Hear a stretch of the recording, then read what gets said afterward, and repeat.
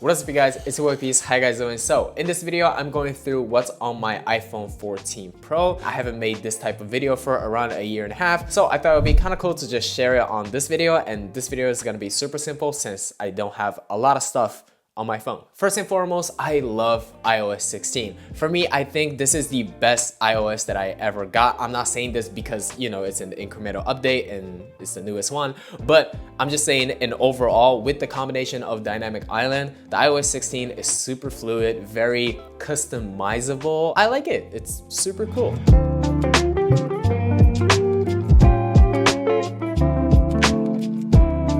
Since iOS 16, you can change the lock screen depending on your usage. So if you set certain focus mode, the lock screen will change and you can make multiple lock screens to make it more viewer fit for the day. I don't know how to say it. You can change the widget for, you know, certain type of lock screens. But for me, I just keep this lock screen all the time. I don't really change it and I don't really find a need to change it because 3 widgets are enough for me, so I don't have an urge to change it, and you know, I'm fine with this. First widget under the clock is Things 3, which is a to-do list app, and I'm so happy that they have a widget for a lock screen on iOS 16 because I can just check it at a glance from my to-dos, and I'm just too lazy to open my phone to check my to-do list. Right next to that, my second widget is a battery indicator widget for my Apple Watch. Because I use it every single day while I'm sleeping as well, the battery degradation is happening and I have to constantly check the battery life,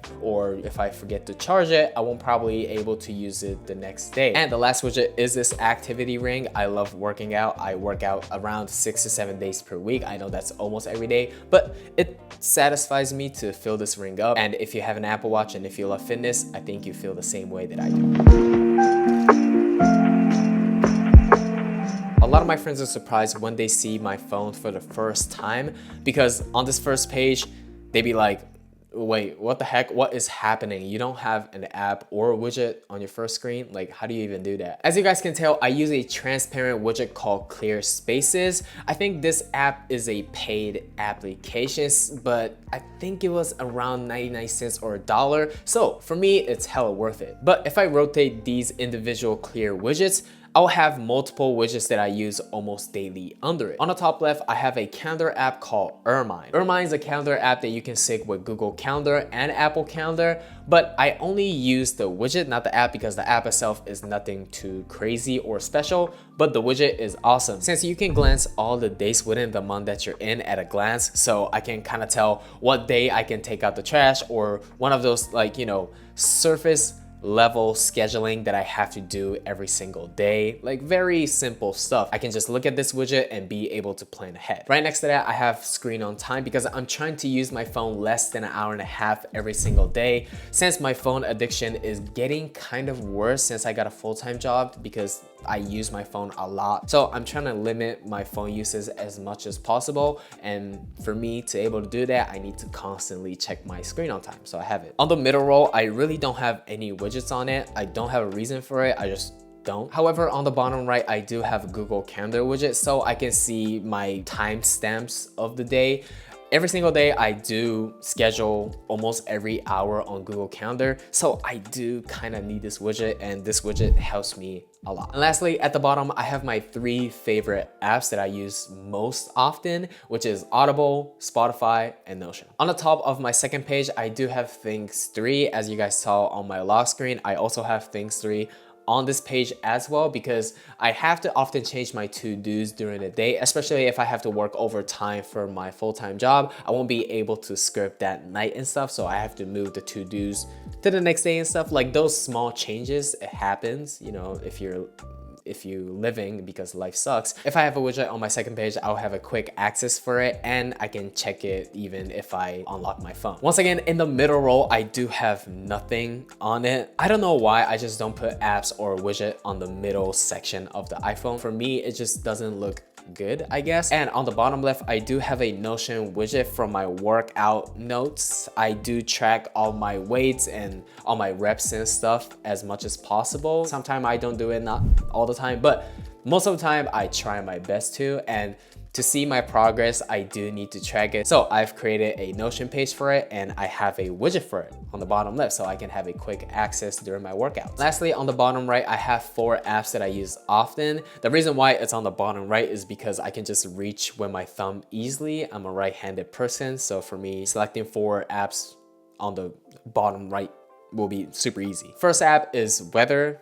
You need weather. Everyone needs a weather app. I mean, who hates it? And the second app is Line. Line is like WhatsApp, but for Asian countries. And I do use Line often because I do have a lot of friends here. I don't want to say I have a lot of friends, but most of my communication with my friends are happening online, so I use Line. And the third app is Calculator because I use Calculator often, and iPad is still not supporting Calculator, which is a bit too crazy at this point. The last app that I have is called Forest. Forest is a Pomodoro timer app. If you guys don't know what Pomodoro timer is, just Google it. It's pretty simple concept to understand. The reason why I have Forest on my iPhone instead of other Pomodoro timer app is because if I have my phone on my desk, I can use this mode called deep focus mode, which is an awesome mode because if you get out of Forest during this mode, the tree on this app will wither and it will tell you that you didn't complete your work hours. So it makes you super sad. Having a responsibility and liability towards your work is one of the effective way to work your ass off. So I use this app often as much as possible. I forgot to mention this, but all the main apps that I use on this phone, I do have a custom icon that I made like a year ago slapped on it. So it will look more aesthetically pleasing throughout the whole theme of this phone. But if you guys want to check it out, I will leave the link in the description. If you guys are curious about my app custom icons,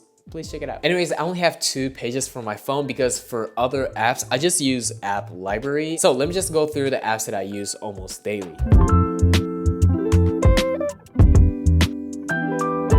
Okay, in my app library, I do have productivity apps that general smartphone users use it, which is the emailing app. I use it Gmail, Google Calendar, Slack, Zoom, Things3, Google Spreadsheet, Google Docs, 1Password, which is a password management app, and etc., which is pretty boring. I'm not a big fan of playing video games on iPhone, but recently I've been playing Grand Theft Auto San Andreas, which is a classic, awesome game from PlayStation 2.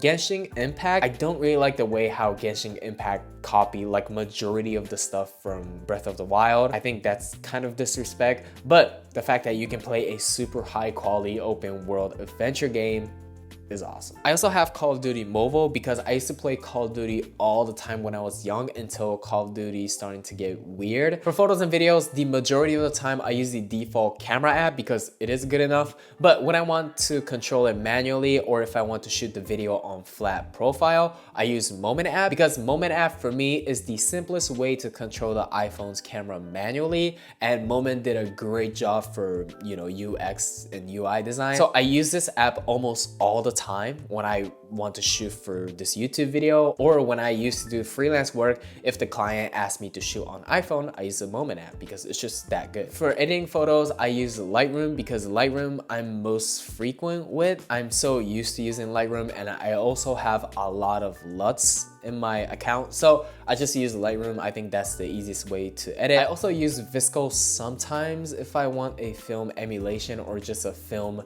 looking LUT, but at this point I did buy a film camera, so when I want to shoot and film I just use that. And even in Lightroom I know how to emulate photos now. I kind of practice a little bit, so if you really want to know how to edit colors or if you want to try something new with your editing style, I think Lightroom is the best way to go. And yeah, I think it's good. I also briefly want to touch on this, but Retouch is one of the best retouching app that I bought ever. This app is so good of like removing stuff. I often use this instead of Photoshop because using Photoshop, I have to do all kind of process like, you know, sending the photo to the computer and whatnot, and I'm just too lazy for it. Everything iPhone, I use Retouch to retouch stuff. It's that good. And I think it was around $5.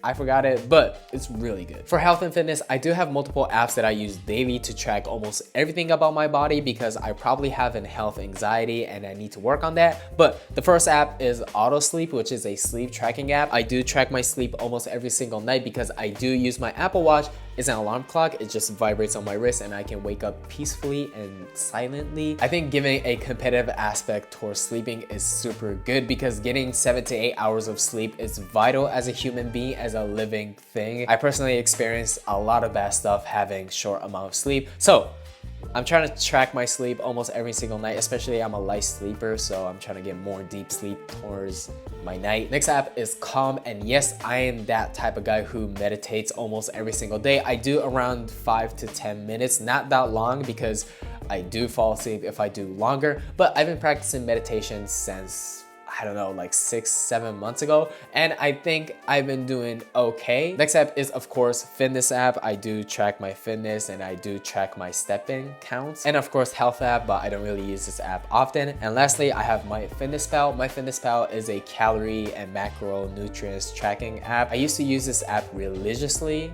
back in college, but now I'm more of like, you know, going on and off and just having more fun when it comes to food. In terms of social media, I don't consume a lot of different platforms. I hardly watch TikTok. I don't write tweets. I don't even care about Facebook, but I do use Instagram, Snapchat, and funny enough, LinkedIn. Anyway, guys, I hope you guys enjoyed this video. If you guys like this video, please hit the like button and please hit the subscribe button if you guys don't want to miss my next videos. I'll leave 2 of my iPhone videos right here, my most recent video right here, and my channel right here. I hope you guys have a great, awesome day. My name is Peace Gates, and you guys already know.